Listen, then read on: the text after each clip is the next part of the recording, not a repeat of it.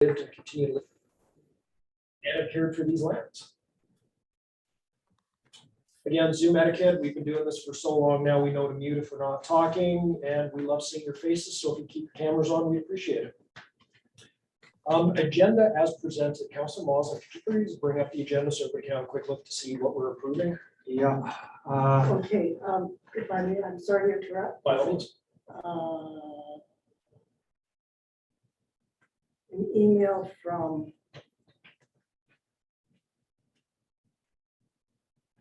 Deborah Ann Palmer and can't join the Zoom meeting.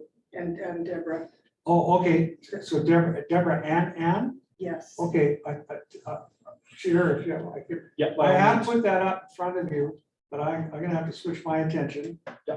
Okay, if I may, to do this.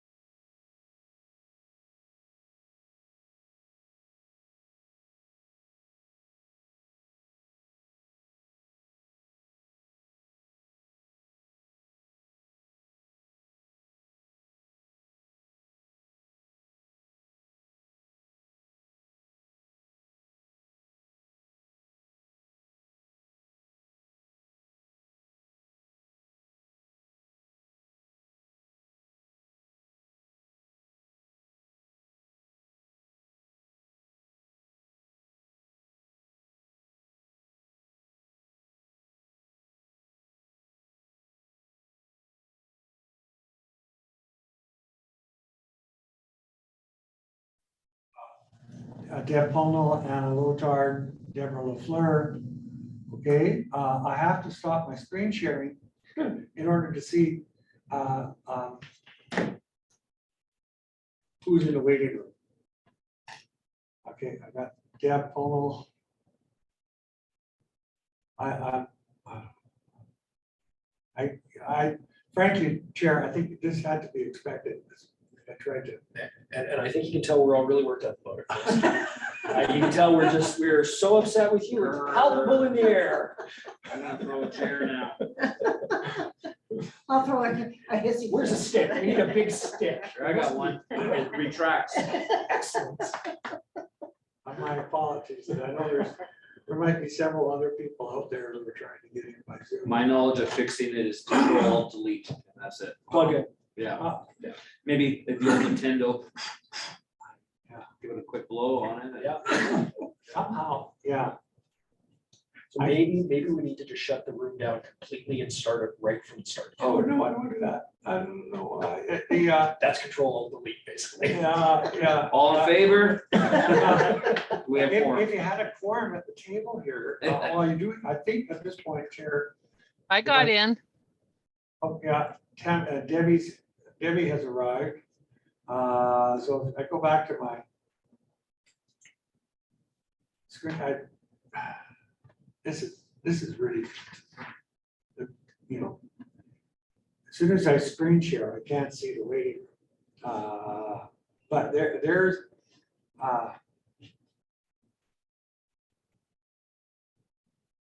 we've heard from Deborah and Ann, they want to get in, but they can't.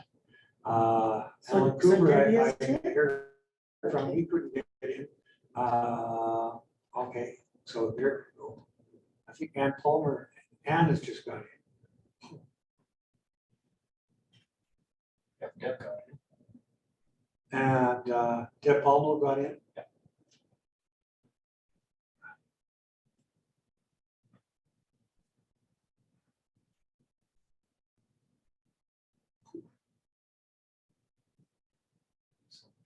Okay. Oh, all right. Oh, and Deb Leffer is waiting to come in.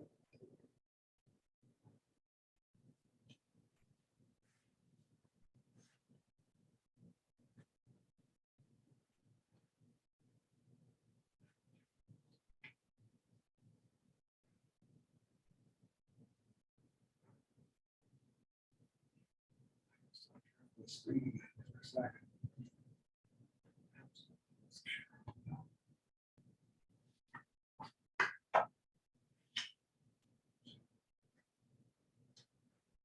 Okay, Did Anne make it in? Because I don't see her up there. Anna Lotardo. Oh, there's Anne right there. Okay. And okay, and here's Anna Lotardo. So that's definitely Al Latard is here too. again, thanks to the meeting for your patience as we get this going. Zoom numbers between what I sent out, what the meeting actually thinks it's running under are slightly different. So at this point, there's 1, 2, 3, 4 tables represented at the large table chair, and 1, 2, 3, 4, 5 out on the in the Zoom world. So we are definitely running a hybrid meeting chair. You have a quorum. We can proceed. So we've already done our traditional land acknowledgements this afternoon, and we've run through the Zoom etiquette. If anybody has any questions, throw up your paw. If not, Council Moslin, please put up the agenda. Yep. See if there's anything we'd like to add or subtract. I did have 2 suggestions for additions, Okay. Chair.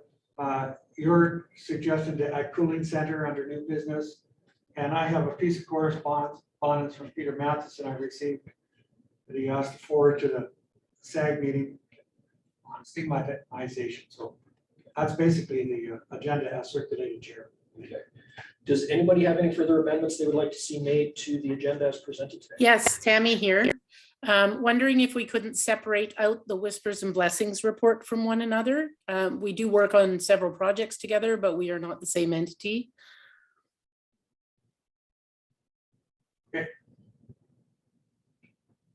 Anything else, Tammy? Nope. Anybody else on the call have any other amendments they would like to see made to the agenda as presented? May I get a motion to accept the agenda as amended? Okay, I cannot see everybody out in the cyber world at this point because of the shared, does anybody have any objections to accepting the agenda as presented? Hearing none, we will take it forward. There we go. Thank you, sir. So the next thing is the minutes of the February 23rd regular meeting. Yeah, Chair, that I do have those, and I will bring them up. It has been a while.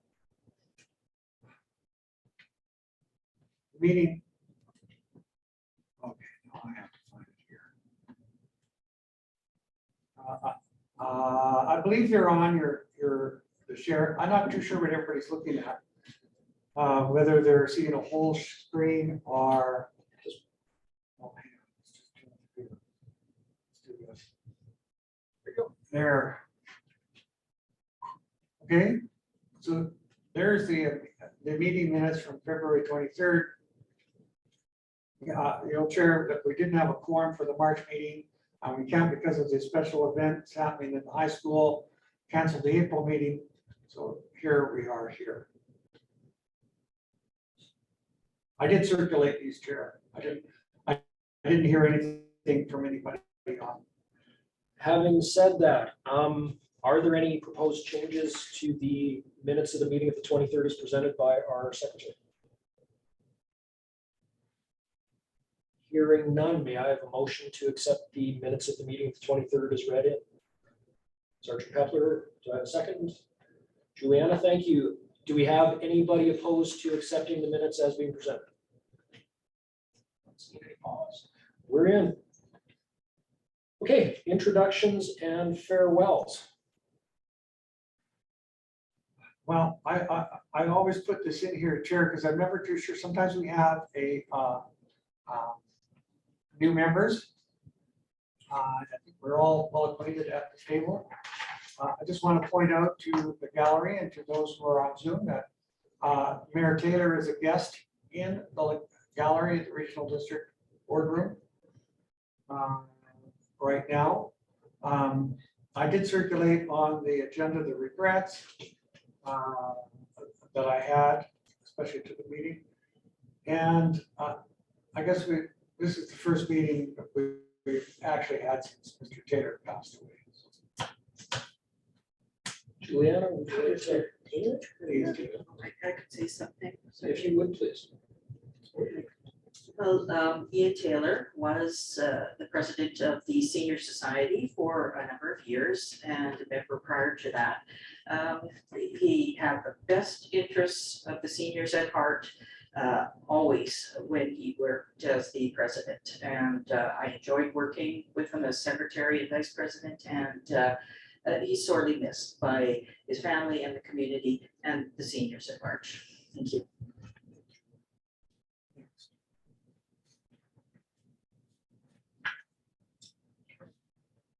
With that, I'm assuming that we're on to reports. I don't believe Stacy has joined us today, has she?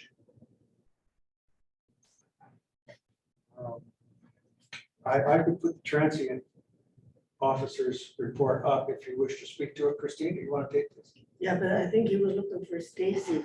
Is she not in the? Yeah, Ms. Bork from Provincial Health. I haven't heard a reply. Chair, can you fill us in on what happened with her? Like, my understanding is that she's left this local position. Yes.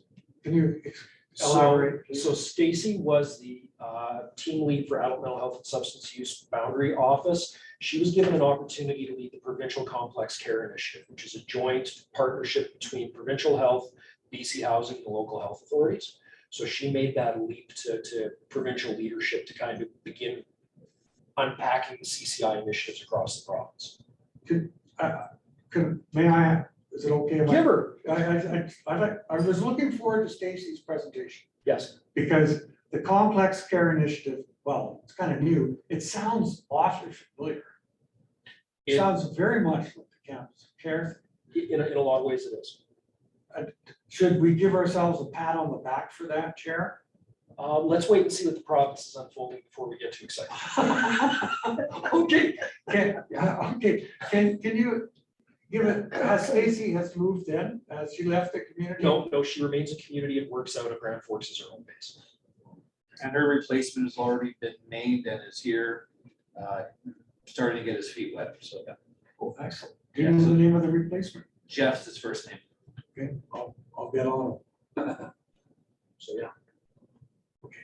Do you know anything else about the complex care initiative? Where can we first see rubber hit the ground on this initiative? Where's the idea going to actually take physical shape? My understanding is the first location will be Kamloops. So that is the projected rollout community. But again, subjects change without notice. Okay. Thank you for filling us in on that, Chair. In the absence of a member of my team being here today, I will provide the update on Hardyview. So we are still running pretty much full capacity. We have been very surprised by we thought with the shift in weather that we would get that traditional spring outflow and diminishing numbers. We're still hovering at 14, 15 every night with no change to that. COVID vulnerable population, that program ended on March 31st. So all of those initiatives for BC Housing in response to COVID were rolled down. We are doing a hybrid model of outreach, but that is in support of the shelter of vulnerable population. It has nothing to do with COVID. So just for clarity, those rooms that were set aside for COVID response no longer are accessible. And my team's mandate is not to monitor COVID. It is just to ensure that there's connectivity to service through our outreach program. Any questions on, look at you, you're on fire today. Not everybody loves me for it, Chair. I guess I want to go back to the relationship between the transient liaison officer and the shelter. Okay, Is the reason that you see a a constant in your attendance at the shelter have anything to do with the transient office? No. You don't, okay, No. you don't see that relationship? No. Okay. Personally, from my inexperienced, distant view, I'm grateful that there is a constant attendance at the shelter, because that it means that these people, these folks, are more likely to be safe, for one thing. And that's a relief, personally, for me, that people are safe. I'm not at risk to themselves in the community. Okay, back to the shelter. So there's still a regular closing time for the shelter every day, though? is Yeah. there not? Yeah, we still kind of wind things down during the day for cleaning and food prep and organization, and also for staffing. If we want to keep staff retained, we have to provide an opportunity for them to not be running full tilt the whole time. Thank you, Chair. Thanks to BFS for running that facility. That's my turn for questions. Maybe anybody else has questions.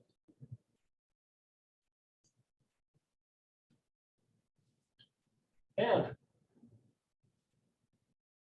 She's muted. oh, there we go. Sorry, trying to find the button. Okay, so I just want to clarify that the time that you had spent originally cleaning, the reason I'm doing this is because the audio is breaking up really badly and I'm missing gaps. So the time that was spent originally to clean for COVID is now no longer being used for cleaning. It's being used for time for staff. So the that means that the shelter residents are out on the street during, what is it, 10 till 2 still? I did not, it was still being used for cleaning. I said it was still being used for cleaning and food prep. We have continued to use that opportunity to keep the shelter organized and prepared for the next round. And did you, Chair? Let me try that. Can we try this, Chair? Karen, can I ask you to repeat that? So I did not say that we were not cleaning. That prep time is still being used for cleaning and food prep throughout that brief period of 4 hours. But the residents are not there. No, they're not. Okay, thank you. And as a point of order, did you hear that better at the second time? A little bit better, but partially because Darren's speaking quite slowly, so it's not getting garbled. But yeah, it's not like it is at City Hall. It's quite broken up. Thank you. We're just trying to figure out the mics in the room. Okay, thank you.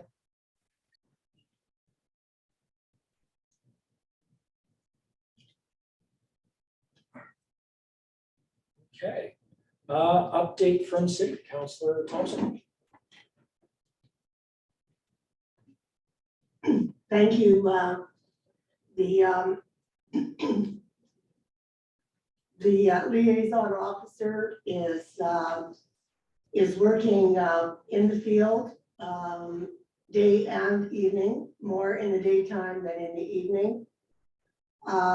He has made contacts for calls for services, shelter removals, cleanup, building secure, person checks, and referrals to services. So for this reporting period, which ended April the 28th, he had 39 points of contact with the homeless individuals. With the warmer weather, several local homeless individuals are seeking to shelter outdoors. And as for numbers, a few have left the community, including one with the prospect of employment and housing. But just as quickly, there were new arrivals from outside the community accessing the shelter and services available. In speaking with several individuals, the inability to find affordable housing is a common barrier. Several expressed frustration that they want to get off the street with the limited income that they have, but no rentals are available. It is apparent that the vulnerable population are not aware of current market conditions where housing and rental availability is scarce. And there is very limited access to affordable housing, especially for low income. Other barriers identified included meals, particularly on weekends, and individuals are apparently being banned from the shelter. Whispers of Hope, of course, is relied on during the week. The liaison has reached out, made contact with anchors, and does refer the homeless and those in need to services that may be available to them to assist. One of the things that I found very interesting at the AKBLG in Nelson was their hub that they have in their downtown. It's available for those people to go in and have showers, some food, some communications with each other. There are services for ministries available to help them in some of the things that they may need assistance with. And they had a short video which really impressed me, that these people don't want to hand out, they want to hand up. And they don't like being stigmatized because we don't know the circumstances for each individual and why they are where they're at. So I think that kind of does my report for this meeting, Mr. Chair. Council Thompson, does anybody have any questions for Council Thompson? I do. And I'm just Councilor. Yeah, I'm gonna stop the share. Okay. Okay, Yeah.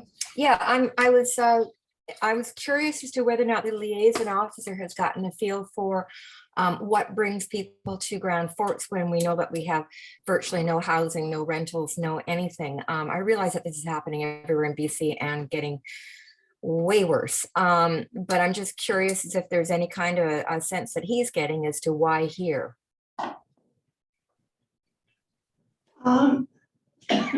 I don't believe he's specified that, but my understanding is it's all weather. It's the shelter, it's the Whispers of Hope, it's some of the services that are available to them. And there are those that have left for various reasons, but there are others that have come in. So there's no really concrete reason as to why Grand Forks is a preferred location at this time. Doesn't it strike you as kind of odd considering we don't have rehab, we don't have detox, we don't have much in the way of services, we certainly don't have much in the way of housing or anything like that? Like, why here? It's almost like it's being advertised. I hear what you're saying and I understand your concerns, but I don't think that's the case. I don't believe people are going out and about and saying, well, come to Grand Forks. It's just something that we have to, we're not immune from it. And it's something that I think as a municipality and a community, we have to deal with and see what we can do to help these people. I just wanted to also let you know that Deborah's having problems with her audio, and so if she has any questions, she's going to send them to me, and then I'll speak up for her. Okay, thank you. Thank you. Are there any other questions from the table for Council Thompson?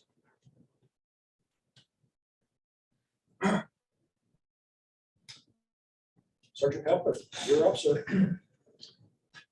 If I might, Chair, just want to welcome a couple of my people who have managed to get into the Zoom. Oh, okay. Okay, Melissa is here from Whispers. And Deb Polo is also here. Okay, sorry, thanks, Sergeant. No problem. Yeah, no, not much of an update. We're getting our numbers, our strength back up. I would say of my 8 constables, I'm at 6 that are on the road full-time. I have a 7th who's new. He's on what's called recruit field training.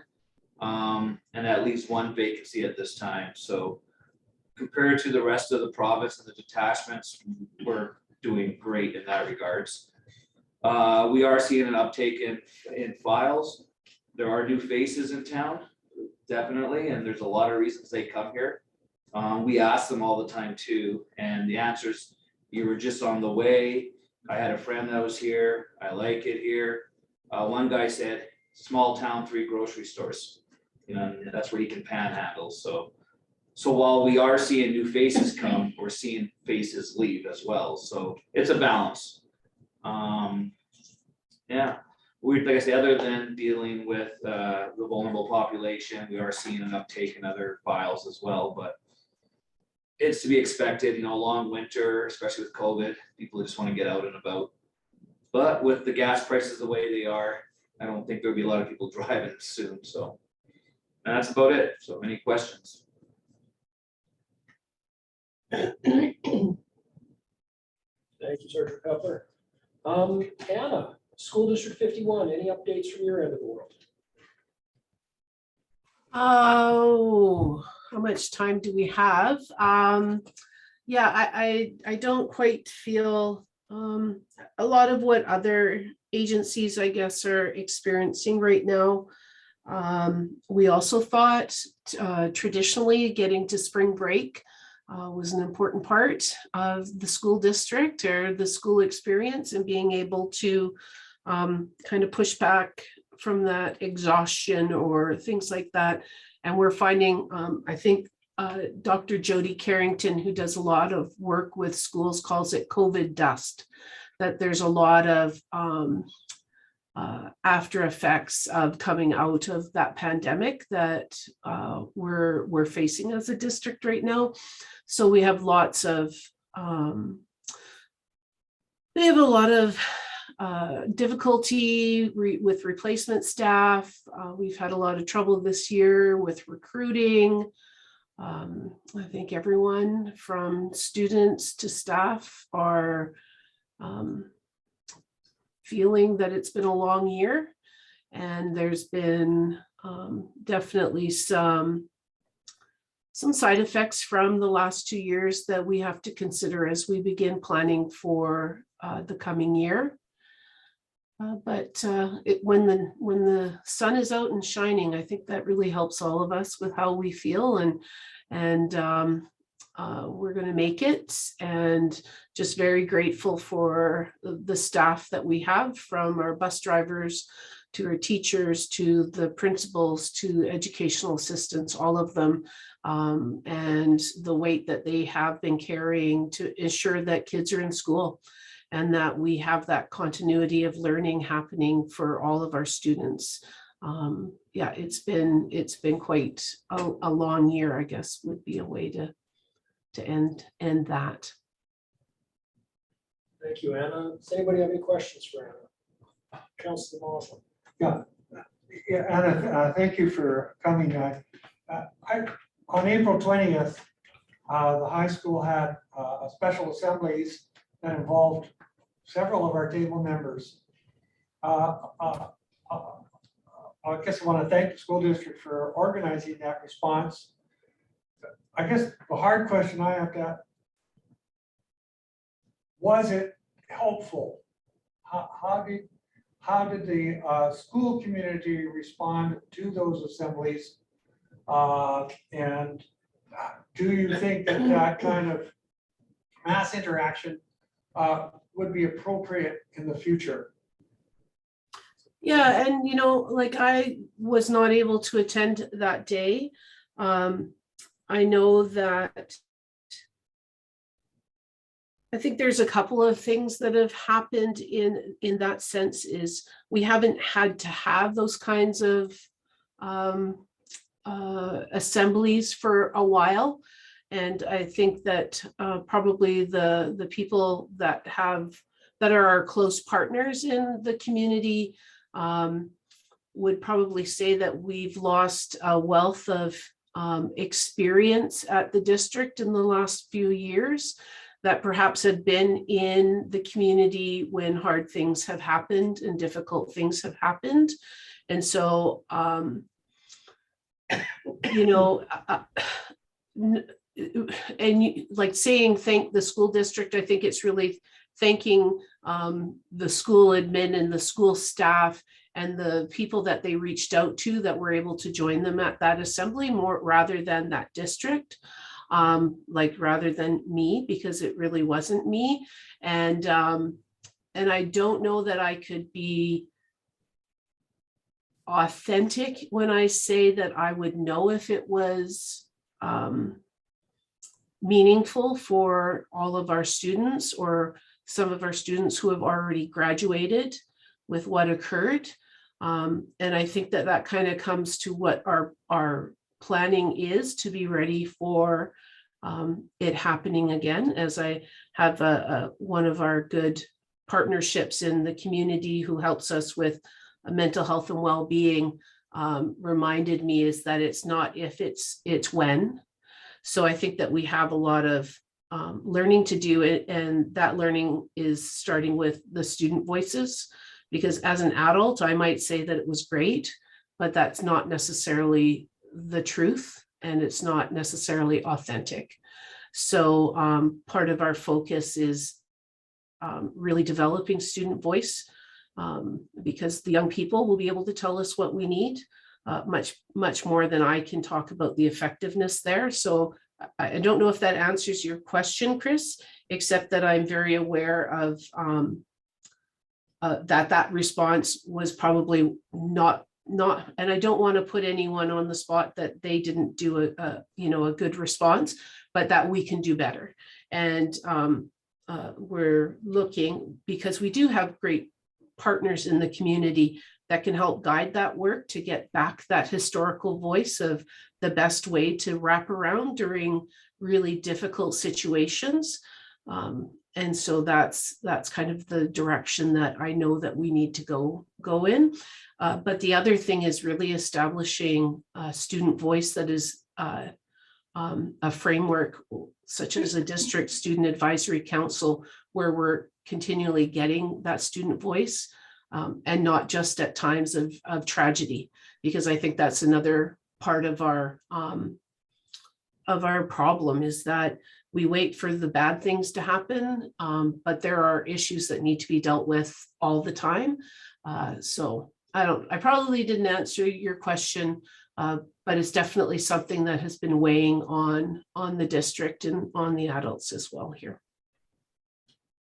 Councilor Thompson. Thank you, Mr. Chair. Anna, at our last regular meeting of council, we had a presentation from a lady by the name of Kathy Peters. And she was talking about the luring into of young girls, and more particularly into child prostitution. And I don't know that we have child prostitution in Grand Forks, but I do know that we have prostitution. The presentation that she gave, what I thought was absolutely excellent, and something every young child, student should hear and listen to and be made aware of. Do you think that the school district 51 would be open to having such a presentation made to the student body?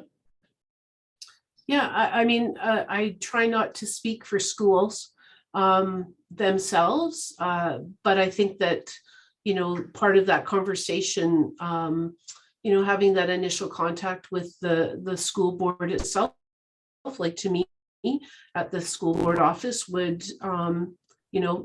not having seen the presentation or heard the presentation, I don't want to say yay or nay, but that's definitely something that, it would be a good conversation to have.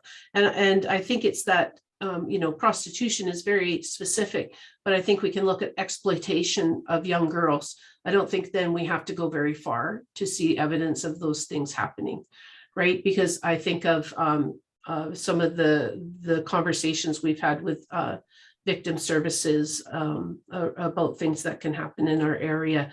And so I think that it could be a good conversation, but I'm just not sure about what that format would look like or how it would happen in a school.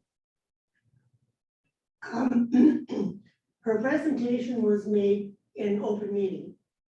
And she did send a copy of her presentation. Would you like me to forward that to you? Sure. Yeah. What's your email? Just my name. So Anna.Lotard at sd51.bc.ca. Okay, I'll do that when I get home. Are there any other questions from the table for Anna? I just want to say thank you, Anna, for your answers to my question. I really thought they were heartfelt. Your responses were heartfelt and well thought out. I mean, because the problem is big, I know you don't have the answers. But yep. I really appreciate also your articulating the need for student voice. I have a bit of a hunch that is kind of missing. Anyways, thanks, Chair. Next on the agenda is Rachel from the food bank. Two things, Rachel was not able to join us today and Rachel is no longer representing the food bank. So hopefully in the future, they will send a new delegate to speak on their behalf. Councillor Mosley. I want to, Tammy, you might know more about this than I do. You know that my wife volunteers at the food bank. My wife reports to me that there is a shortage of products. Even historically. Yeah, I can't speak for the food bank. Okay, then I don't want to say anymore. I was going to ask Rachel. Rachel did inform me, Chair, that she did not represent the food bank. And so I have made that change and look forward to another representative from the food bank, especially if there are concerns. Thank you. Juliana, I guess you don't have a co-pilot for this, so it's all you. Well, thank you very much, Darren. So for the Senior Society, we had a lovely meeting last week, and we now have a new president, Dwayne Convick is his name, a new secretary, and a new director on the board. So that will help a great deal. I've sent that list of board members to our liaison, Councillor Baker. Certainly willing to share that list if anybody else is interested. And yeah, so we look forward to the renovations that are happening on the center and the park. They're apparently on schedule. They're just waiting for the freshet. So we're looking forward to getting in there possibly in the fall. So that's it for the Senior Society. For the Seniors Advisory, and I guess we've been working with Better at Home and other organizations collaboratively on the Seniors Health and Wellness Fair for June 15th at Gyro Park from 10 a.m. till 1 p.m.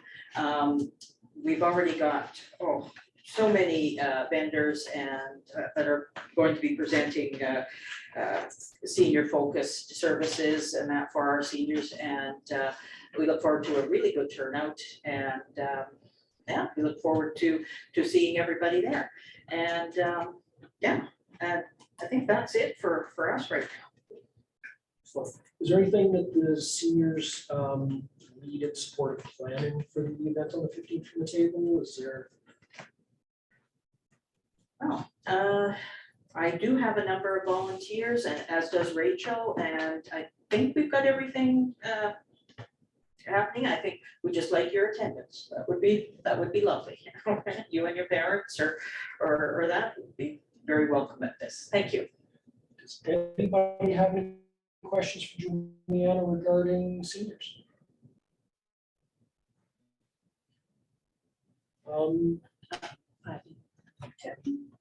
So I do have a question in terms of the Bilo closing this month. And Bilo being the grocery store that delivered to seniors. whether or not there's been any of the other grocery stores stepping forward to deliver to seniors, or what's your feel on how that's going to impact our seniors? Well, thank you.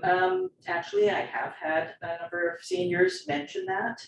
And as yet, no, the other two grocery stores, as far as I know, at this point, do not offer that service. So, you know, maybe that's something to put forward to the advisory committee when we meet, so that maybe we can get something going with those grocery stores to help the seniors out to get the groceries for sure. Any other questions? Okay. Debbie, are you on there from Ministry of Social Development and Poverty Reduction? Yeah, I'm here. Okay, it's your turn. Great. I don't have a lot to report except for seeing new faces for sure. Couple new faces that they don't really want to talk yet, but I've handed out my card to a few. It's busy. It's definitely busy.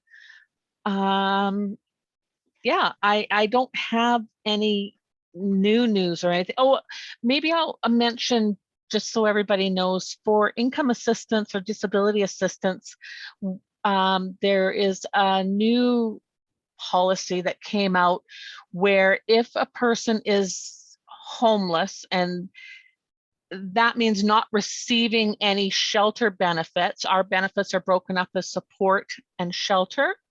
So if somebody's not receiving any shelter benefits, they're not paying rent anywhere, and or they just aren't receiving the $375, the ministry automatically gives them $75 shelter allowance. So that's you know, hopefully helps them out a little bit more living on the street. But that's relatively new. I think that just started for this month. So the check issue of April 27th. And that's it. The people I talked to on the street say the same thing as Sergeant Pepler did, that it's friends, family just coming through and thought they'd stop in and got stuck here. A lot of people said they got stuck here. Yeah, I'm covering for Nelson and Trail right now too. So, you know, I see a lot of resources that are definitely out in Nelson and Trail, but they also have a lot more homeless and vulnerable people for sure. Does anybody have any questions for Debbie? Tammy? Deb, are you able to share with us what the numbers would look like for what funds is somebody receiving if they're living on the street, and what funds would they be receiving if they had housing? Okay. Not disability, but you could share those numbers as well. Yeah, I can share the numbers. So for a single person on the street with no rent at all, they get $560 a month. A person on disability, no shelter, single person gets $983.50 a month, plus a transportation allowance of $52 a month. If they don't have a bus pass, and I don't know why anybody would, well, I guess they could get a bus pass here too. There is a BC Transit bus here. And then with shelter for a single person for both PWD and income assistance, it's $375 maximum. So it's not a lot of money for sure.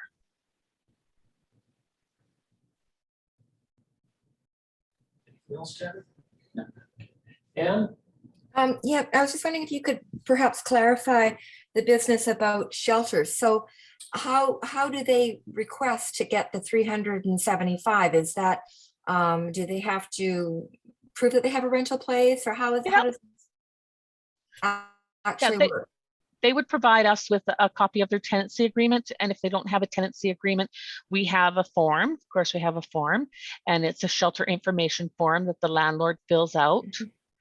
and then the person submits. Okay, but I mean, I'm just a little bit more curious about this because I mean, I can't imagine any place being available for 375 a month. I'm hearing Yeah, rental rates of like 1,500. exactly. So they would have to go into their support portion.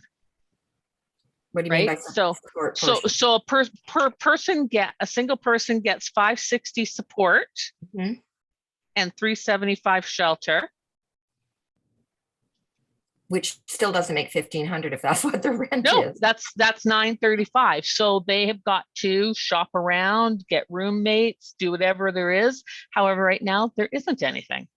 No, I know there's nothing in That's- transports. Is part of your job to try to get roommates together so that they can share accommodation? Is there some kind of a facility that they can go to and say, yeah, I'm looking for a buddy, somebody to rent with? Are we No, doing just anything for that? That's not in my realm at all. However, it would be just like you or I looking for a place to rent, and with a budget that we have, Mhm. right? That's basically all it is. I can't raise the rates. I can't give them more.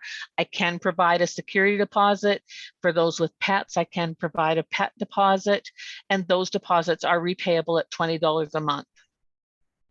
Okay, so it doesn't seem like there's really anything that actually helps people get together so they can get shelter and get off the street. Well, I guess just word of mouth. I see that a lot. I'm from being on the coast, working on the coast. You know, a lot of them come out of recovery or whatever, and they decide to get a place together. But now I don't even. That's kind of a moot point because there isn't any place to rent. No, they're Here. nowhere. Here, Yeah. well, anywhere, yeah.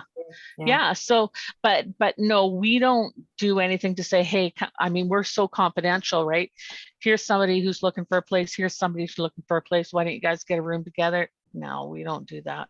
Is that something that one of the services could be looking at doing? I mean, to actually facilitate and help people get hooked up so that they can get a place and not be on the street? It seems like that would be a good thing to do.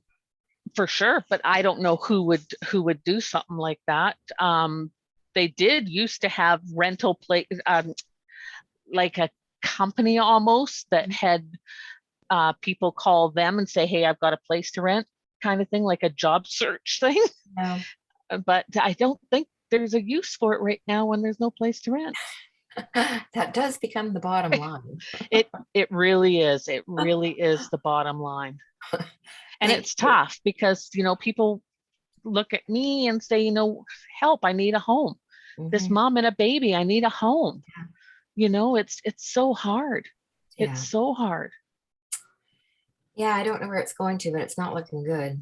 No, and like you said, that the rates are, you know, $935 for one person. It's just not enough. No, it's not. So we're lucky that we have what we do have in terms of Whispers of Hope for the community kitchen and the shelter for people in the shelter for breakfast and dinner. I mean, we're pretty lucky. Thank you. You're welcome. Oh, Councilor Thompson. Just a couple of questions. It was 560 support general for shelter plus 375 for a single person. Yep. What was the other number for those that required more that were So physically? somebody who has been found eligible for persons with disabilities, which is our provincial disability, could be eligible or is eligible for $983.50 support and $375 shelter. Okay. And there's also the $52 transportation. That's Right. to help so they can go to doctor appointments and that sort of thing. Yeah. Now, a question, if they're in a motel, is that considered a rental space? Yep. Okay.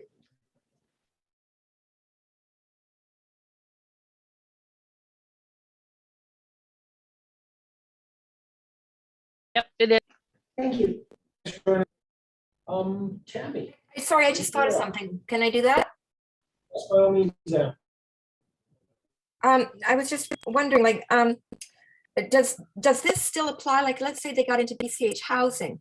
Do the numbers still click the same if they're being in supportive housing? Well, it's the same, our numbers are the same, but I don't know about BC Housing, how they set up their payments, but I believe they go by our rates. If somebody's on income assistance,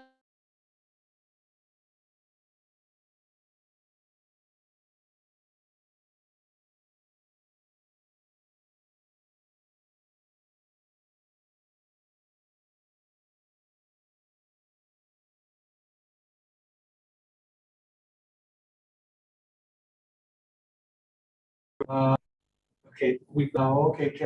Oh, there we go. Ann's moving, Deb's moving. The old buffer thing, right? The, how much information you can get down the digital pipe. I don't have a quick here. Maybe should we just carry on, Chair? Or- Yeah, I think we, those out in cyber world, can you still hear us and see us? yeah, I can. Tammy, can you hear us? Great. So Lee Battersby from Gospel Chapel, I oversee Blessings. And Blessings has 3 arms. We have the drop-in center, we have food recovery, and we have the food security meeting. So the point of all of these things is to create spaces of community inclusion, so that we can build belonging in our community, which is a very healing thing. Our drop-in is going really well. It's been open every Friday for some time now. We see 25 plus people a week. I'd say a good majority of those people are of all ages. So a snapshot of last Friday, we had teenagers, we had little kids, we had seniors, we had housed people, we had unhoused people. It's just a really great melting pot of our community. We serve soup on Friday and we have a dry pantry, and people can access a little bit of dry pantry goods if they wish. During the week, we do food recovery, so we gather produce from one of the local grocery stores, and we sort it, clean it, and make it available to the nonprofits in our area. And one of which is the Boundary Community Food Bank. And we also take whatever we couldn't make available to the nonprofits and we process it into soup, applesauce, and these types of things to be given out to people. So that's been going really well. And the food security gathering is like a biz after biz. It's just a place of networking for those that are involved in frontline food security work. So we will be having our first in-person gathering, finally, after COVID, next month at the Riverside Center in Rock Creek. We are a regionally based piece, so we like to meet in the middle of the region and not out to the east end. So yeah, things are going super well. I do have some numbers around food recovery, but again, that's not the focus. So we do about 150 pounds of produce a day and prepare it and have it ready. But that's not the important part. The important part is there's up to 6 people in the kitchen every day. Some who have abilities, some who have disabilities, some who are younger or older. We tried to make our kitchen an inclusive place where regardless of your skills or abilities, you can fit in and work in the area.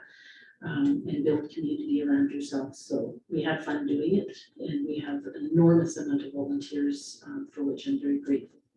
So, is there any questions? My earlier point, Tammy, first off, I want to thank you and your volunteers for enabling our food security. For us to even have some. I guess my question is the same. Have you noted in the recent time with the loss of BILO and perhaps other supply problems, a lessening of produce? So I have not noted that, but we only work with one grocery store, and that wasn't BILO. So the Boundary Community Food Bank does food recovery with BILO and with Savon, and we do food recovery with Extra Foods. So our stats of incoming food have remained pretty steady since we started February 1st of last year. And I'm sure that there will be challenges around how much there is to recover when we lose a grocery store. I mean, that's a given. And so I can't speak for the food bank, but they may be looking forward and going, I wonder what's to come, right? I do know that at our food security meeting on Monday, the general consensus was the numbers of people coming out are going up. And the need to assist people is getting a little more complex. And so my question to that is, how do we move from pulling people out of the bottom of the waterfall and get up above it where they're going in, right? I know, I see situations in some of the people we serve where, perhaps they moved here into a rental and it's sold and now they don't have housing or what have you. And once those downward spirals start, it can be really difficult to pull yourself out, right? And stigma is a really big part of that, because there will always be people who judge who you are based on your circumstances. And we endeavor not to be a place that does that. So whoever you are, we will get to know you before we make any kind of assessment as to who you are, and judgment isn't going to come into place. So. Thank you. Any other questions for Ken? Thank you. Neither Melissa Ashley, is here. is Melissa in here? Yes, it doesn't show on your screen. No. Melissa, yeah, updates from your end. I'm here. Yes, thank you. And thank you, Chris, for checking your emails and getting me in the meeting. I appreciate that. That's probably an error on my end. Yes, it's been really busy at the kitchen, especially. I know for April, we served over 1,200 meals. It works out to be an average of 58 people per day. And last year in April, we were doing 45 people per day. So it is a pretty significant increase. We also noted that 26% of all those meals went to seniors. So in the last couple months, since we've been kind of focusing on our stats, we had a few individuals correct us and let us know that they have recently turned 60. And so while it's not that there are a lot of variety or different variety of seniors coming, it's just that our population is aging. And so our senior demographic is getting bigger. Things are pretty busy over at the thrift store as well, and not necessarily for freebies, but just in general for shoppers. I know people can go out of town, but who wants to pay those gas prices? So of course, they're looking for local options wherever possible. And I just wanted to do a shout out to the art gallery. They have been fabulous. They are doing a fundraiser for us right now and through the summer with one of their exhibitions. The artist is Monique Martin, and it's called Context is Everything. She's doing these beautiful paper dandelions, and they're going to be selling them, and all the proceeds will be going towards our courtesy kitchen. So I've seen the pictures, but I'm going to be going down this week to see in person myself. Yes, the gallery is still open, right? I know it looks crazy. And I would encourage everyone to check it out. The message is just beautiful, and it really resonates with our organization and hopefully the community. So just excited to see those partnerships happening. Thank you, Melissa. Any questions from Melissa and the Whispers of Book Tube? Councilor Lawson. This is what, thank you, Melissa. Thanks for all you do. I guess this is a question that's come up before, and that is the weekend. Food supply during the weekend.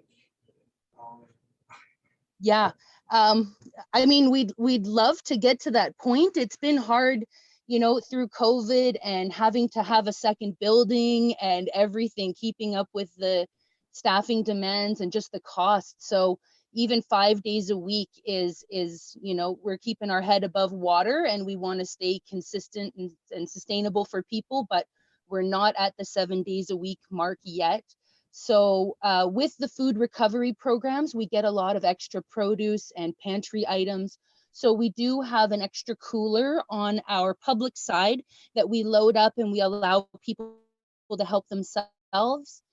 And so sometimes that's eggs and produce, sometimes it's extra dairy. just little things to help with their grocery budgets, and just making sure we load up people on the Friday, whether it be an extra sandwich if they can, or whatever's there. But unfortunately, yeah, we haven't really been able to help with the weekend lack of service yet. I'm hoping it's in our near future. We're all really passionate about it, so. Any, Sergeant Pepler? Hey, Melissa, it's Daryl. Are you guys allowing the people to eat inside yet, or is it still got COVID rules in place? No, so once the passport mandate was lifted, we decided that we would make a few tables available. So mind you, we only have 10 seats inside, but people are utilizing them, but a lot are still choosing to eat outside as well if it's not too rainy or blustery. So we're getting a good mix, and especially on a day where it is still cold and miserable outside, a lot of people are taking advantage.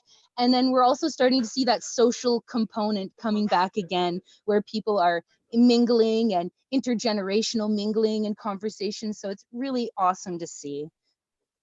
That's awesome to hear. Thank you. Thank you. Any other questions?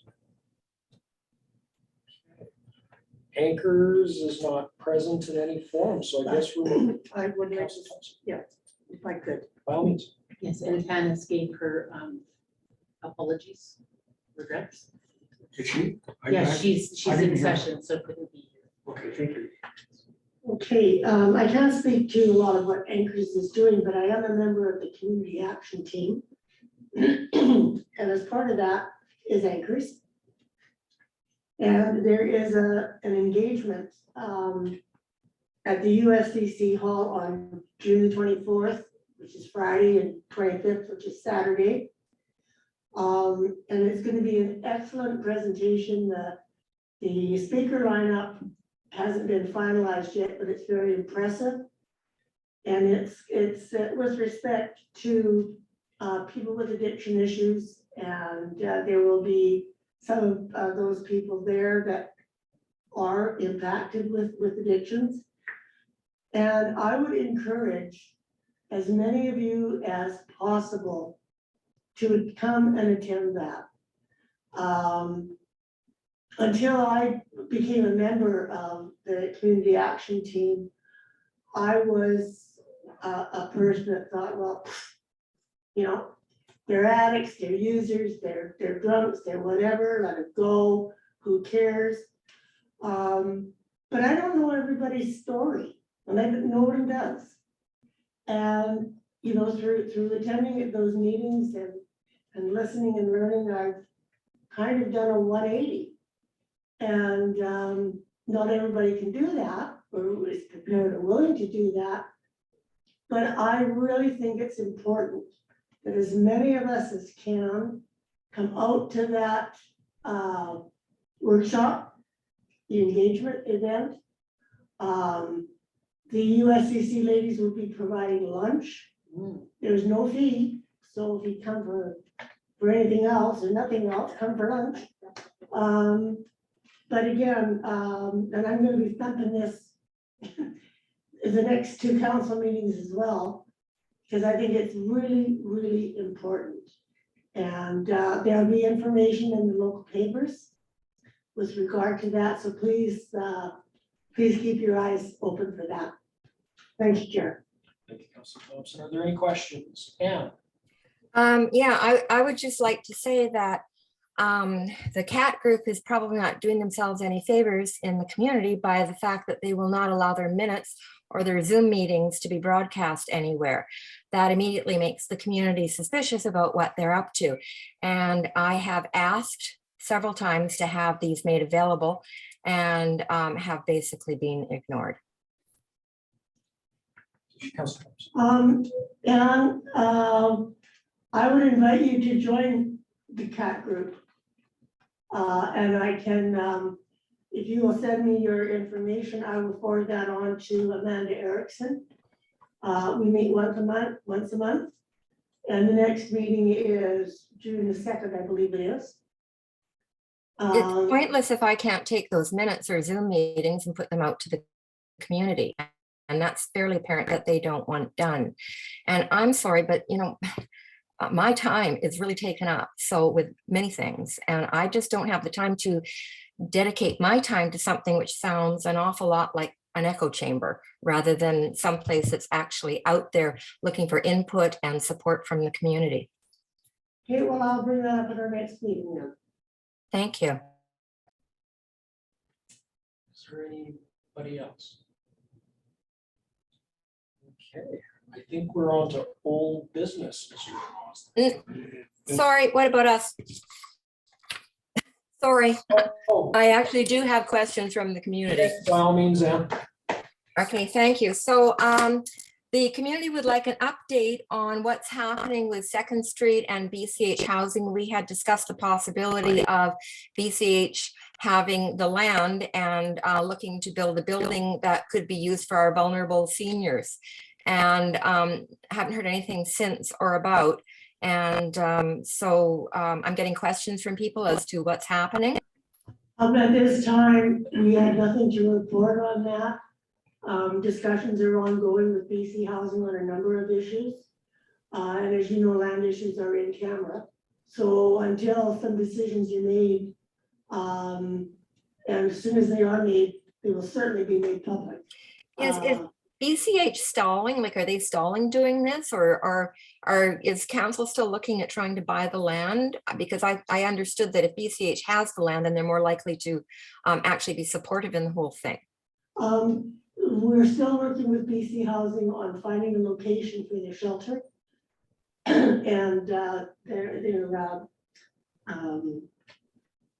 what's the word I'm looking for, where people can get services. That hasn't been determined yet. So there will be no decisions on any land swaps or buying back or whatever until such time as an agreement is reached with BC Housing for a location for that particular service. Okay, so I'm a bit confused because I thought that we had sent this to council, that we had agreed that the most vulnerable were our seniors, and this would be a possibility of how to help the seniors out. But you just mentioned shelter again. So are you still, is council still working towards a shelter rather than a seniors? We're working on it all. And the seniors have certainly not been left out. There's just nothing that I can report back at this time because there's no decisions that have been made. It's all in discussion and negotiations. So until such time as there is a decision made and we can jointly make a public announcement, I can't say anything much more. Okay, all right, so that we'll leave out there. The other thing I wanted that came from the community was, I got a list of questions now. It says, for those people that do not want to use the shelter, what other options are being offered?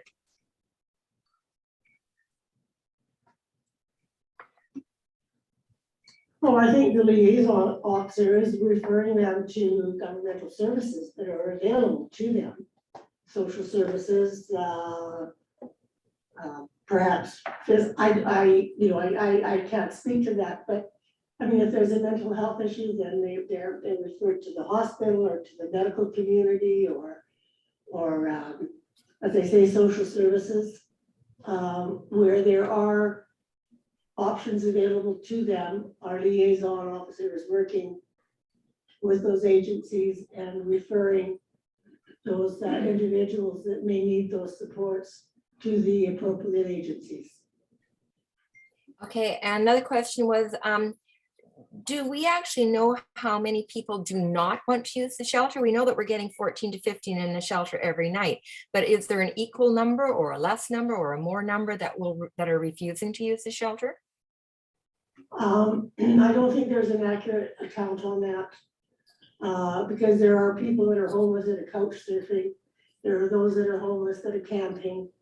And as you know, we did, this group did at one time try to do a count.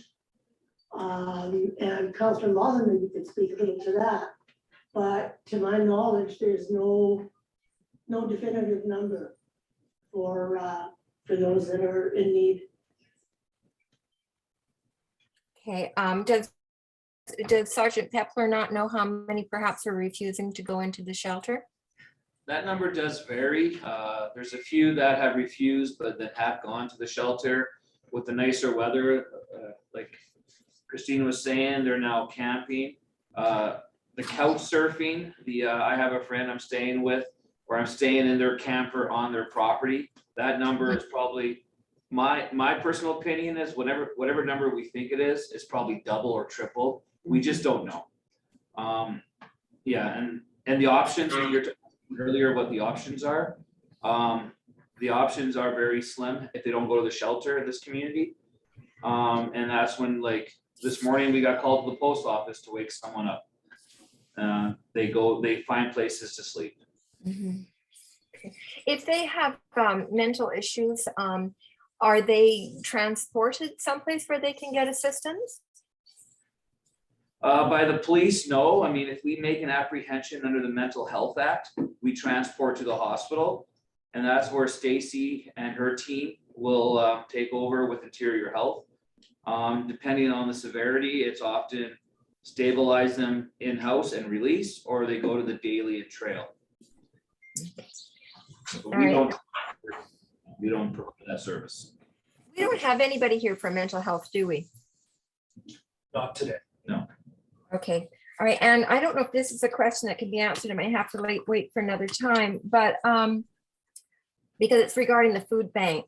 I was asked, are people that utilize the food bank, are they registered with the food bank, or is it just anybody can show up? I That don't, might be best answered by a food bank Yeah. representative. we don't have a representative here from the food bank today, huh? No. Okay, I can leave that for another time then, and I think that was pretty much it. Thank you. Are there any other updates from any other entities? Ms. Hatley, anybody else? You can call me Megan, Mr. Pratt. But we're kind of seeing the same thing. We're quite full at the tea house. Our second stage remains full. Same issues. People can't find housing. We're seeing longer and longer stays at the transition house.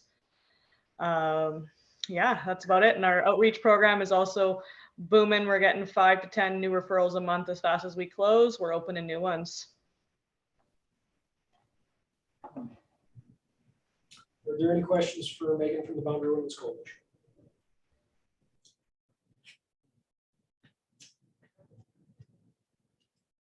Old business, Councillor Moslin? Yeah, Chair, this is old business. The first part of the old business, I believe that was on the agenda is in terms of reference. Now, I don't know if the group wants to, I did take input. I did mash up the input. I did come out with a change. I'll bring it up on the screen and go through it. I don't know if I'm a little apprehensive about wasting time on it. However, we do have a quorum still. If you wish to proceed, Chair, with it, I'll bring it up on the screen. I think this is the lingering kind of thing that needs to be dealt with. I think let's just get it over with so we can carry on with the rest of our year. Okay. Fair warning. Can I make a suggestion? And it's kind of a selfish one because I have another meeting this afternoon. Can we change the agenda and put the terms of reference review at the end? Ooh, that's duplicitous, isn't it? Yes, sneaky. So you can duck out before we get to that? That's what I heard. Well played. Yeah, I got that same meeting to go to with you again, don't I? I think we all have. Yeah, you do that. Yeah, I think Councillor Thompson, I think we can support it. Thank you very much. So then we move to review of city policy, abandoned property and shelters. This is also really old business, Chair, in the sense that I had really wanted the meeting to discuss this policy, the table, and I had circulated it as it was in draft form. Since then, we missed 2 meetings, but in that time, the city did draft and pass the policy. So it's a moot point, basically. It's basically a moot point. Basically, the intent of the policy is to empower what we call the transient liaison officer position in policy, because he's one of our employees. And to give him guidance on what to do. The intent is to, constant contact, as you saw from his report, with the visibly homeless, to encourage them to take shelter, to move them to what services are available, and to coordinate that effort with other groups in the community.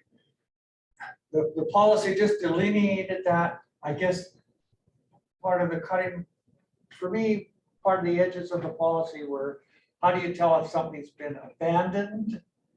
Because it was all about abandoned property and abandoned shelters. So if a shelter was being occupied, that's fine. They stay put if they're on public land. As soon as the shelter or the property is abandoned for 72 hours, it's cleaned up. So that's basically it in a nutshell.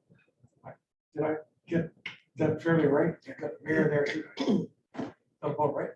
Anyway, so the policy is in action. Really, what the test of the policy will be see how our community does with our new transient officer liaison position. Several members of the stable have worked with John Wilson. You see his reports. It's interesting to note that I believe is it Surrey or Penticton? One of them is also moving to this model, where the municipality has specific bylaw officers to liaise within the homeless population and to work with other outreach groups. Wait to see how it all unfolds. So unless there are any questions about that policy, let's just pass it along to Jerry. Okay. Oh, Julia?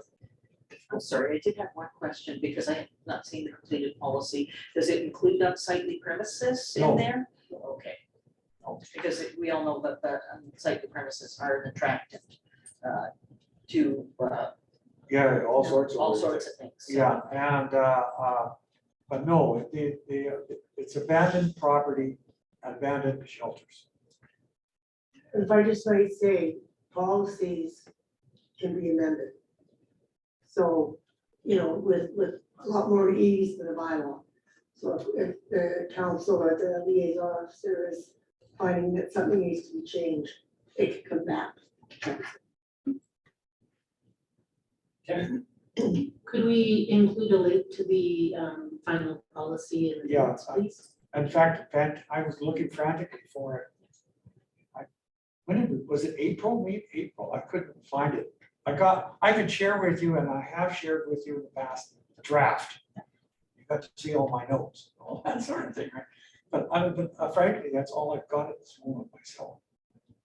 But I will do, if you like, anybody else would like to share a copy of that, I would send it out to the table, the finished. Should be able to share.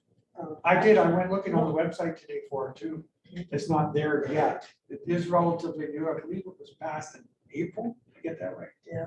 A link when it arrives there would be fine. Yeah. Okay. Thanks, Chair. Thank you, everybody. Public relations campaign, Peter Matheson letter, I believe was the next thing that came up under new business. Yes, Peter basically wrote a letter about stigmatization because he noted it on the SAG agenda. And this is also a point of business that we wanted to enter into. So I just recently got Peter's letter. So here it is. You can see it's a pretty recent date on that email. So this is Peter's letter on stigmatization. I didn't share it with the group other than sharing it with the screen right now. Basically, he pointed out, as this group did itself, Melissa, I think Megan, and there was a real, this meeting passed a motion to endorse the use of Second Street for seniors housing. Well, Peter basically points out that that's stigmatization Because really, a lot of the people that the original intent for that supportive housing was for, was seniors. And it's just seniors who need supportive housing. And I think I don't know what the final count would be, but I bet you is, if there ever is supportive housing in our community, and I'm certainly hopeful there is, and it will be solved before the end of this term. And it will house, I don't know, 30 or more individuals, a significant number of them will be seniors. Anyhow,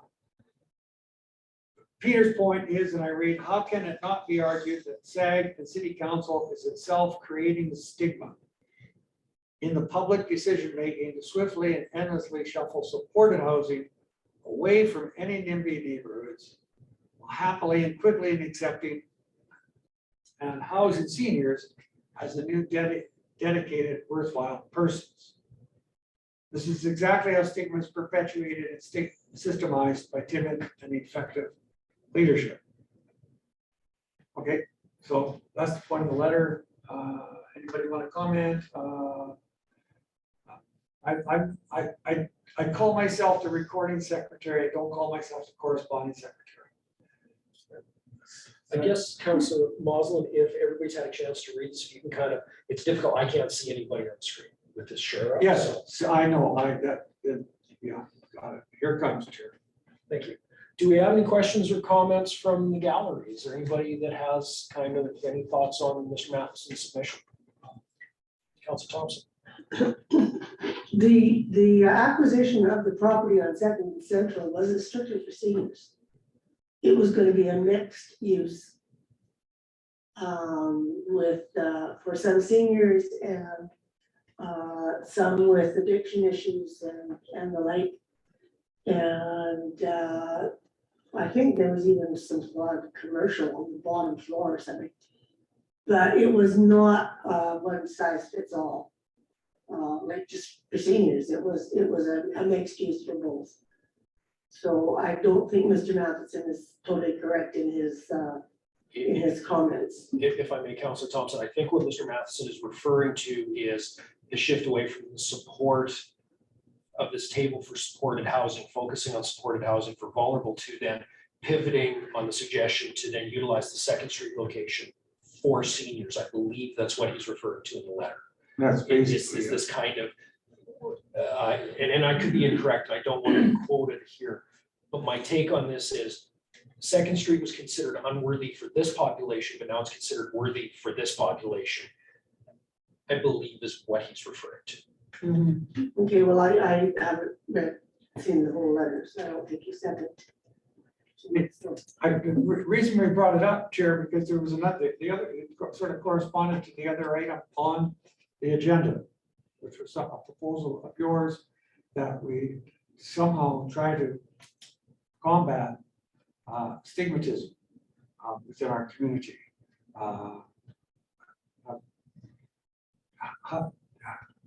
I guess the question to you, Chair, is do we need a public relations campaign to combat stigmatism? So what do you think it would look like? Well, I think that it, and this is an opinion on my part of things, Anne alludes to this and other tables and communities being echo chambers. So I think that I would like to hear from Deborah and Anne on what they think from their perspective as general members of community, what are effective anti-stigma campaigns so that your colleagues, people in the community have a better understanding of those people that we serve, like Councillor Thompson alluded to through her participation in the CAPS. Did you want me to speak? If you'd like to answer, I appreciate it. Okay, okay, for starters, I think he's wrong because we already know, in fact, there was another number that came out that was higher than the original number that Chris Moslin had originally posted about the number of vulnerable seniors there are in our community. It's higher even than he thought. I'm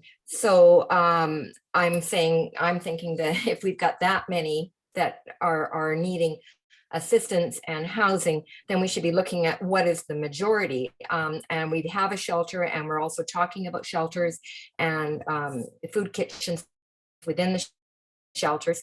And I think that's also a good thing. He mentioned, and it was very quick, I didn't get a very good chance to read his letter, but it seems like he's concerned about the look. Well, let's face facts. If you have people shooting up on the street in your downtown area, in no different than when Roger Banks spoke about it, that is going to kill your downtown area. And our downtown area is starting to hopefully build up and thrive. We don't need to see it devastated one more time. And I don't know if any of you had the opportunity to see on TV the other night, but there was actually it was in mid-afternoon, I think, there was a documentary done by BBC where they went to San Diego and were talking to, I think they call it Tenderloin Park or something. They were talking to the addicts in there and everything else. They were also talking to the different politicians. And one of the things that they said, which I think you'll find that the community is in total agreement on this one, is that it didn't work saying, oh, it's okay, there's no stigmatism, go ahead, shoot up, take drugs, do all these things in full view of children, adults, people walking their dogs, whatever. And there's now looking at it and going, this has been a mistake and we need to change the laws and change the rules. This is not working. And I think when you talk to the community, this is the thing that bothers them. Watching somebody, as there was somebody up at the ballpark playing with themselves and ejaculating, watching people shooting up on the streets, watching people tweaking on the corners, watching people standing under the flower baskets, having a bath as the water drains through.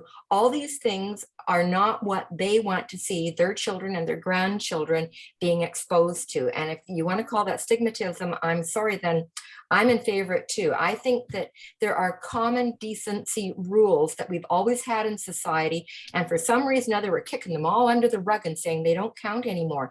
But people peeing in the middle of Gyro Park where young children get to see it, all the rest of the stuff that's going along with it is not acceptable.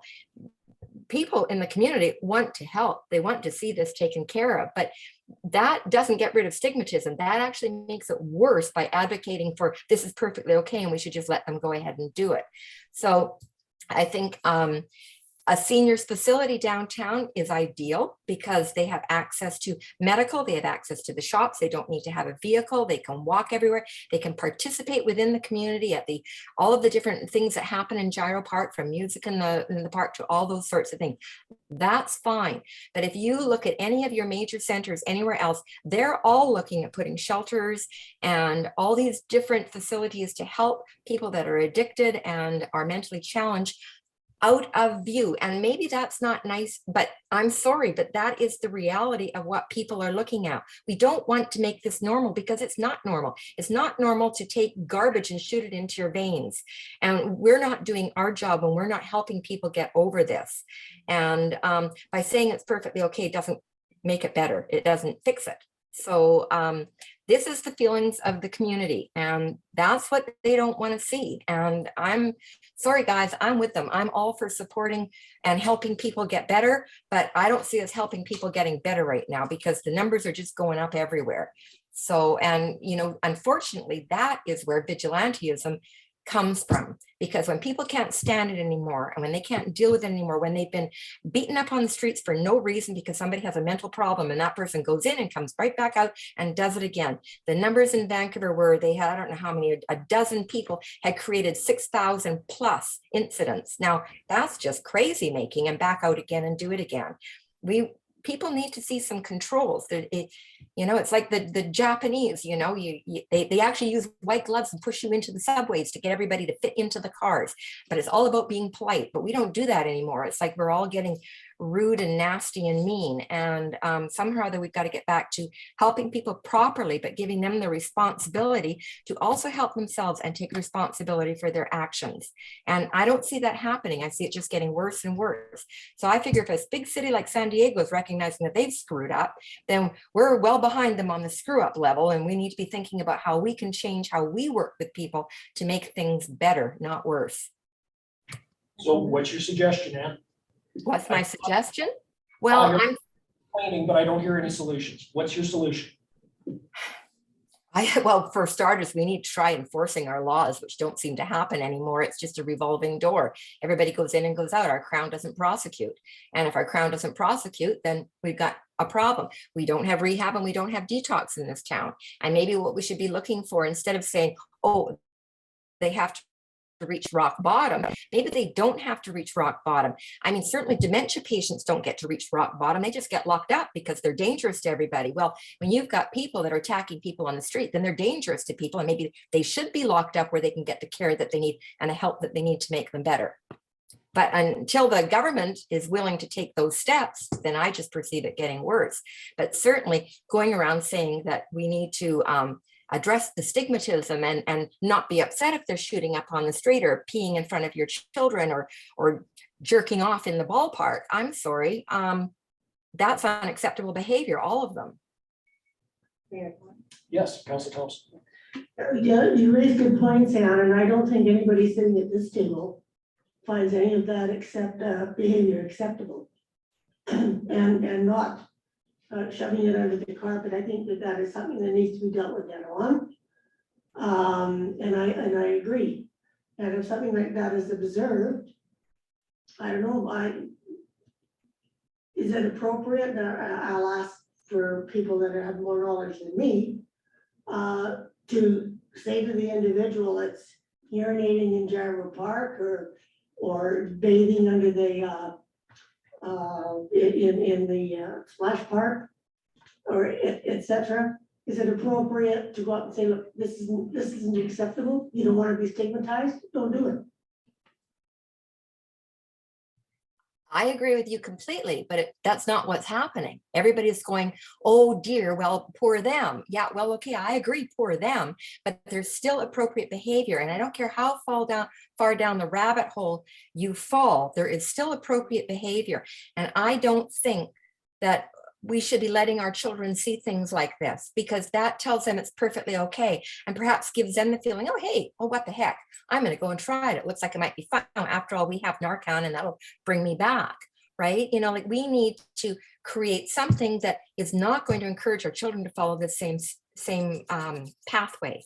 And so every time we turn a blind eye to all these things that go on, we're not dealing with it. I don't disagree with you. If you saw something like that, would you speak up to the individual committing the offense? Yes, I would, because I'm that kind of a person. But I think a lot of people are afraid that they could just end up with a 2x4 against the side of their head, or punched, or a knife pulled on them. Those are all things that are happening in all sorts of cities everywhere. So who wants to take that chance? And you've got to remember that we're old people, man, you know, and old people haven't got the ability to run, to get away so much. They don't have the ability to fight back. And I'm pretty sure Sergeant Pepler wouldn't be real happy if we were accosting these people doing this either, because we're just looking to become a victim ourselves. And this is what our police forces are supposed to be taking care of. Councilor Thompson or Councilor Mosley?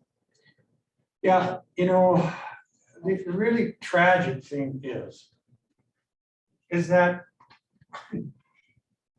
our young people are dying from drug addiction, from opioid use. These are not people peeing in public parks. These are not people ejaculating in a corner. This is often young people with jobs, living at home or living in their own home, who are taking opioids and dying. You know that. It just happened here. That young man who died of a fentanyl overdose was not exhibiting addictive behaviors. He did not look like those images, and he was invisible. And he kept his problem invisible until he died. So much as we like to think of ourselves above that, a large amount of our population is dealing with opioid addiction. A large amount, not just our visibly homeless, but a whole bunch of people, including young people. Somehow we have to bring that drug use into the open. We cannot leave it secret. For me, that is what the battle is. I don't want to permit public urination. That's not what I'm about. Somehow, we have to bring that opioid and drug use that is prevalent in our culture, which is more hidden than visible, and deal with it. Okay? The visibly homeless, they're just the tip of the iceberg. And until we acknowledge that, the drug use is way beyond some poor character on the corner. It more likely has to do with your 30-year-old grandson. Sooner we might be able to deal with the fatalities that are mounting.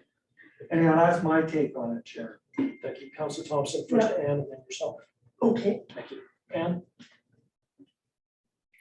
Okay, I understand, Chris. I'm not debating that. We were talking about the things that we're seeing and what the community is seeing. I recognize very well that we have a high opioid issue.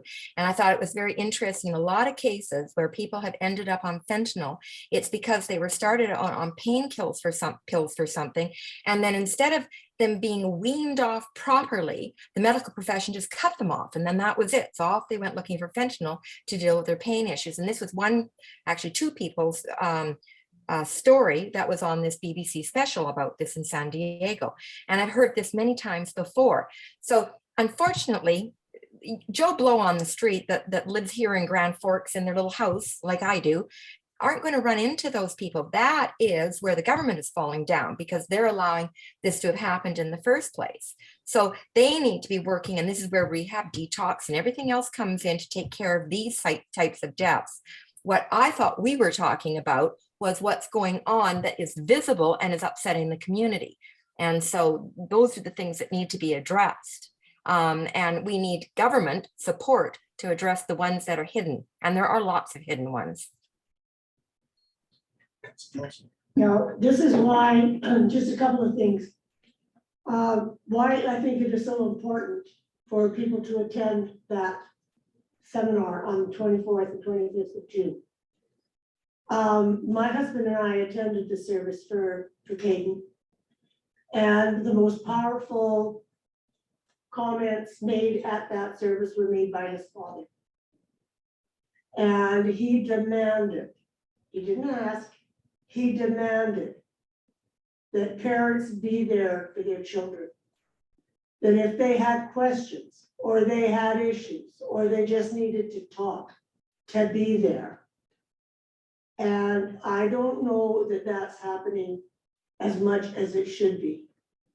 But it was certainly a wake-up call. That auditorium or gymnasium was filled almost to capacity, with parents, with students, with grandparents, with family. And I can't stress enough that you need all of us. I've got 3 grandsons. One's graduating this year. He's got questions and concerns about things. His parents and his grandparents on both sides are there to talk to him. Not that I'm concerned that he has issues. He doesn't. But if he did, if any one of them did, I'm there for them. And I don't think that that's the case in too many households. My thoughts. Chair Melissa has her hand up. You might not see. Yeah, I can't see actually. So yes, Melissa and then Tammy. Sorry. Thanks. It's hard to even articulate what I'm feeling right now. It's a pretty emotional topic, sorry.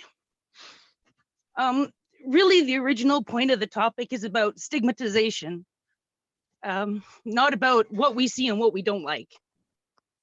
That's kind of the whole point. There's a lot of things we don't like, whether it be homelessness or drugs or somebody with mental health issues who may be a threat to people.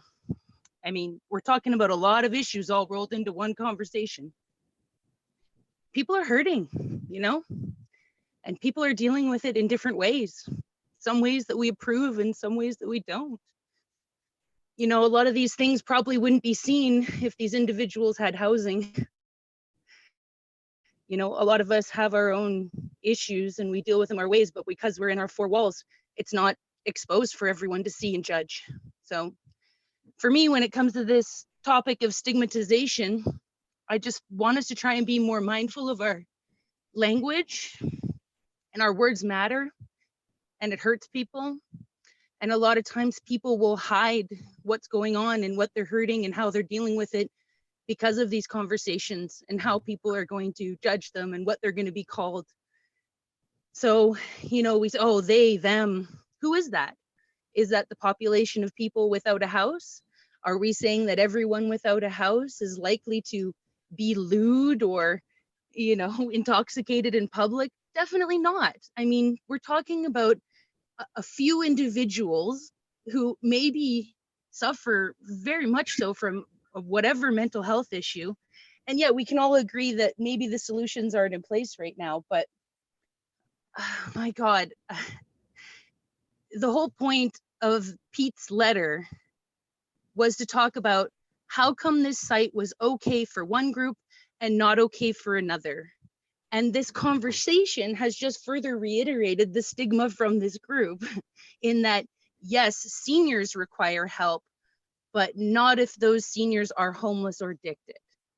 That's the problem. We need supports for people, whether they're in that boat or not.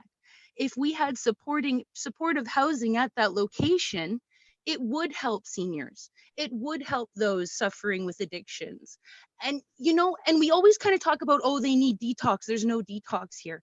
Unfortunately, a lot of people's health and their own plan for themselves does not include sobriety or being completely off of these drugs. And that is okay.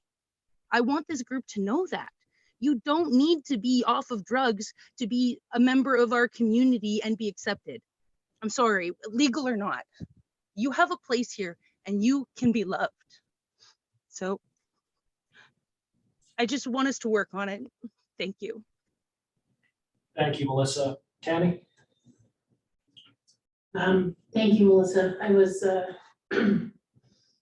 sharing some of your feelings. I wanted to go back to Peter's letter and kind of what he was feeling out there in that I wasn't here for the vote on whether or not the seniors could be in housing down there. But so for me, seniors are people over a certain age. They're not people who have the ability to be housed and have no problems and have beautiful yards. They are people over a certain age. And so many of the people over a certain age that I serve are without houses. Others are in supportive or not supportive, but like right in place, you know, where maybe there's a little cut on the rent. Others are renting, others are homeowners. The only thing that makes them a senior is that they're over a certain age. And the only thing that makes a person homeless is that they don't have a home. And it's always interesting to me how this lens comes up that paints every person who's homeless as being obnoxious or unable to behave well in society or potentially struggling with substance use or mental health. And it's amazing to me how those things are said by many as though they're darts, you know. It's, you know, stigma. I have astigmatism, to put it in optical terms. And that's why I wear my glasses, you know. I put on a different lens and it helps me see things the way they are, not the way that my eyes would have to be. And Councillor Thompson had mentioned that she's made a 180 in her thinking. It sounds to me like you went to the optometrist and you got some knowledge and you got some understanding and you use that understanding to put on a different set of lenses and to begin to see things as they are. There's absolutely people who behave obnoxiously. I am a person who has behaved obnoxiously. Not to the point where we've met officially, but but I've behaved obnoxiously, right? I think that what we need to look at is does a person have a house? Yes or no? They don't? Okay, how are we gonna proceed with helping them get a house? First off, we're gonna get to know that person. We're gonna get to know what are their barriers, what are their strengths, right? What are their deficits? What do they need to be able to successfully be housed, right? And if we can't help somebody be housed, what do they need to be successfully unhoused in our community, right? And some of those pieces really come back to belonging. You know, in all the years that I've been over at Gospel Chapel, I have banned one person from my services for a couple of weeks, and they had to come back and have a conversation about, you know, hey, there's kind of a standard of behavior here. It doesn't matter to me whether that individual chooses to use substances or not, because that's not my place. It's not my place to choose for somebody whether they use substances or not. It's not my place to choose what their purity level is, or what their living situation is, or, you know, that's why we have freedoms in this country. So these people are free also, you know. Now, when people are behaving badly, okay, great. I'm not saying people should behave badly, and I'm not saying it's okay to behave badly. I'm not saying that we should turn away from people behaving badly. What I've only ever said is let's judge each person for who they are, what they have done, how they have behaved, and let's help each person based on that as well, right? I have faced stigma in my life. And it's been a challenging piece where you are painted to be somebody you're not. You miss out on opportunities because of the rumors and the gossip. You become crippled and you don't ask for help because you can't tolerate being seen as something you're not. It messes with your identity, you know. I don't know.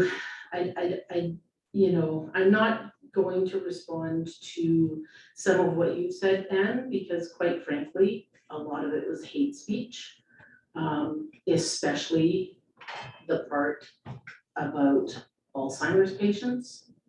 I'm just gonna swallow that. And I'm going to realize that, you know, you need as much compassion for your behaviors as some of the people I serve on the street.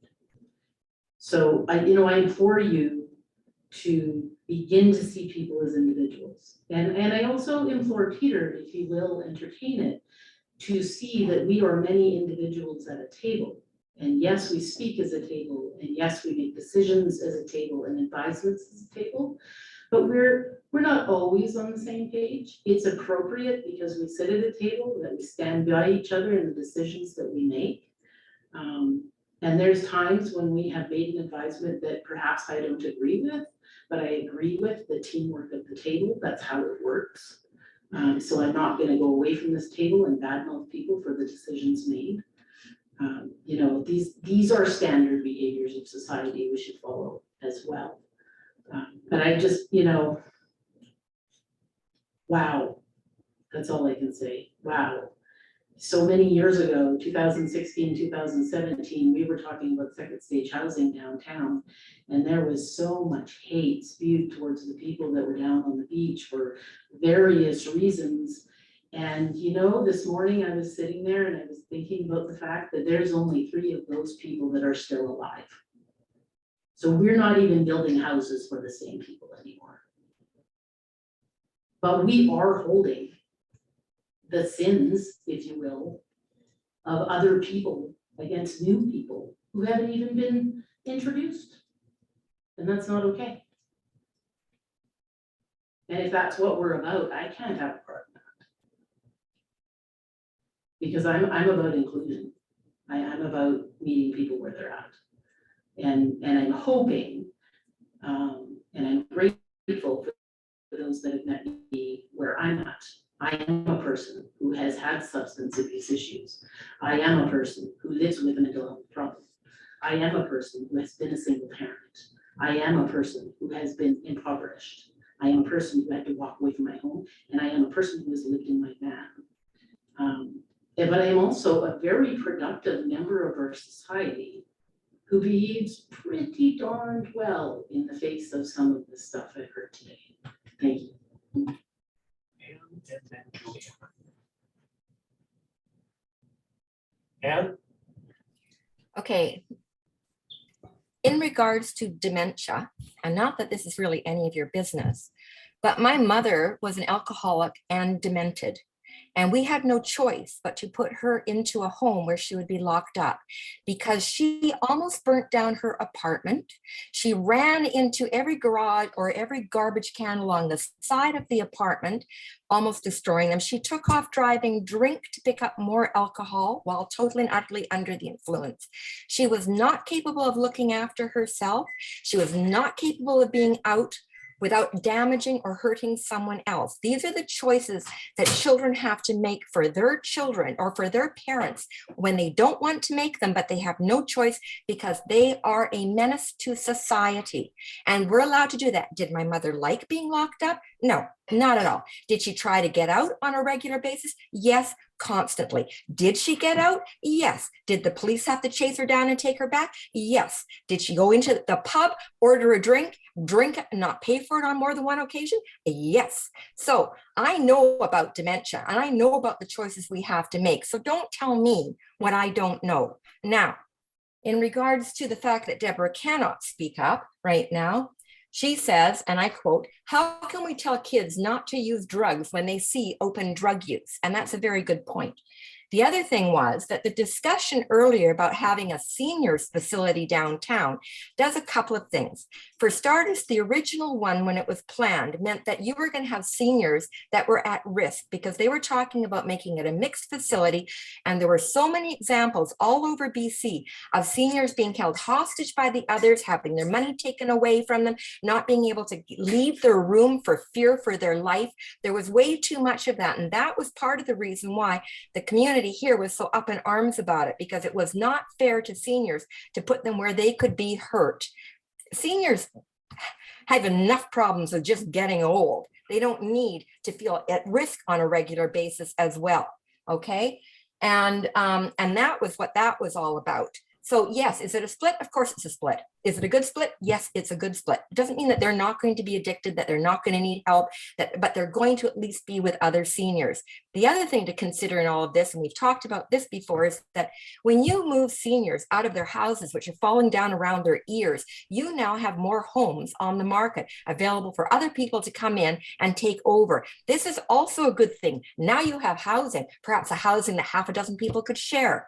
There are lots more opportunities by taking our 34% seniors and giving them something else, an alternative that allows more open space for others to move in behind them. And please, no offense, but don't tell me what I don't know about dementia or try and talk down to me on this. I've got a whole lot of background information on it. Juliana? I think that I just want to remind the committee what the actual motion itself said. And this goes back to stigma and everything else. It says that the second and central site be considered for development as a seniors housing. It doesn't exclude anyone, that's it, period. It doesn't say we're excluding anyone. It doesn't say we don't want it to be this, we don't want it to be that. Just in your conversations, consider the seniors and consider it as housing. I mean, you know, if you're not considering the seniors as people that deserve housing too, that's kind of a stigma, you know. But I think you just go back to the motion. It's very carte blanche. It's just, we're just asking that you consider it. And certainly this table is not going to solve any of all these problems that are coming up. They're horrific, and you know, I wish I had an answer. I do not. I'll tell you that right now. I don't. So you know, and if we're talking about, people doing bad things in public. Well, I never approach them because I don't want to get myself injured. I phone the police. So I'd be interested to know how many people do call the police, and how many calls the police actually get on people doing things like urinating in public and all the rest of it. I'd hazard to guess that you don't get a lot. I'm going to say that that is down. You would be And it's correct. because people are afraid to call the police and city. There's somebody in the park going nuts and with his pants off or whatever, and just have the police deal with it. And then there's a record of it. If you don't do that, and certainly taking it into your own hands is not a good idea. But anyway, that's my 2 cents. Thank you. So at this point, we are 4 minutes over. I would like to know from the table if we would like to craft a formal response to Mr. Matheson, or we're comfortable just letting him view the recording of this, and if he has a rebuttal, how would the table like to proceed? What you said. Yeah, that's what scares me, Chair, that the recordings are public. Okay. And I do have to speak up, it's not easy. Doing what we're doing is not necessarily easy. So I just in the Grand Forks Community Action Team's defense, we're getting your minutes and your meetings recorded and in the public domain. It's a lot easier said than done, let me tell you. Tim? Just a quick question. So the meeting where this statement that you've just read was made, and I appreciate you bringing this back to that. When we were considering seniors, were we also considering and acknowledging that we have senior citizens living on our street? Yes. Was that part of the conversation? Yes. Okay, thank you.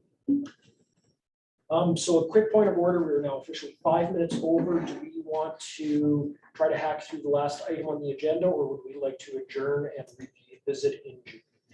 Adjourn, put it to the first item on the next agenda. That's the table.